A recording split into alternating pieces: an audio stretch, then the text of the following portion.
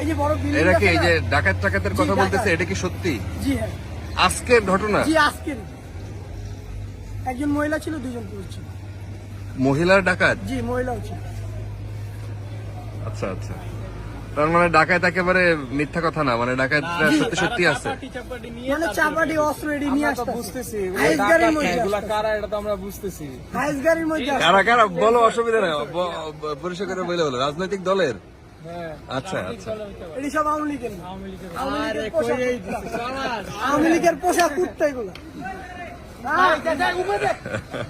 ঠিক আছে, তোমরা লাইগে থাকো ইনশাল্লাহ। হ্যাঁ, থ্যাংক ইউ।